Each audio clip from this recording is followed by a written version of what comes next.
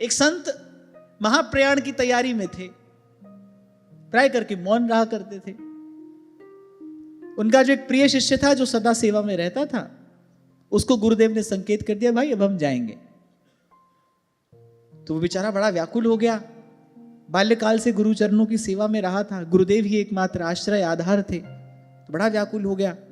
उसने कहा, यदि आपके जाने का समय आ ही गया है तो कम से कम मुझे कोई आधार तो देकर जाइए, कोई विचार देकर जाइए जो नौका के समान हो, जिसका मैं आश्रय ले सकूं। गुरुदेव मौन रहे, मुस्कुरा दिए। 2-4 दिन बाद उसने फिर प्रार्थना की, उसी प्रकार मौन, मुस्कुरा दिए। अब तीसरी बार तो वो बड़ा व्याकुल हो गया, रोते रोते चरण पकड़ लिए, बोले अरे आप चले जाएंगे मेरा क्या होगा, कुछ तो कहिए, कोई बात तो मुझे देकर जाइए, आपका शब्द ही मेरे लिए आधार होगा। गुरुदेव ने सर पर हाथ रखकर कहा, बोली बेटा जो कहने योग्य है वो कहा नहीं जा सकता, और जो कहा जाता है वो सब कहने की बात नहीं है। जो कहने योग्य है बोले उसका गुण तो गाया नहीं जा सकता। तेरे कवन कवन गुण कह कह गावा,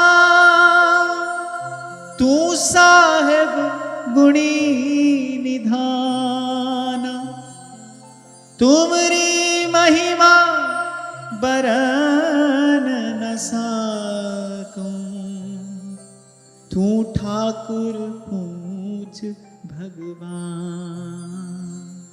अब बोले जो व्यक्ति दिन भर कहता है वो कोई कहने की बात ही नहीं है।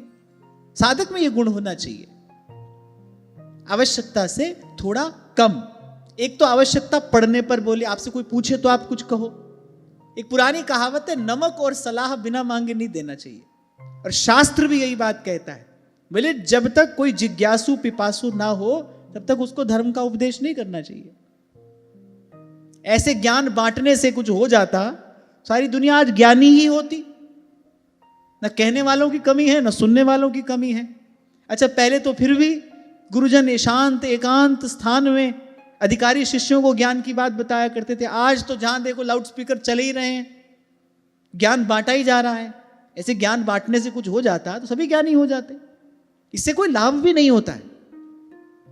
इसीलिए मैंने कुछ दिन पहले कहा था कि ये जो पॉडकास्ट पर ज्ञान बांटा जा रहा है ना, ठीक है, इससे थोड़ी देर का मनोरंजन हो सकता है, आपको थोड़ी सी इंफॉर्मेशन मिल सकती है, पर ज्ञान प्राप्ति इस प्रकार नहीं हो सकती।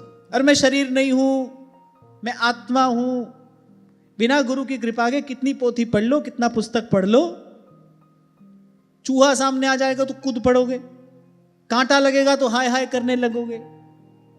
श्री गोपालाचार्य जी महाराज जी बात कहा करते थे, बोले ना भूख जाती है ना भूत जाता है, और सब ज्ञान यही धरा का धरा रह जाता है।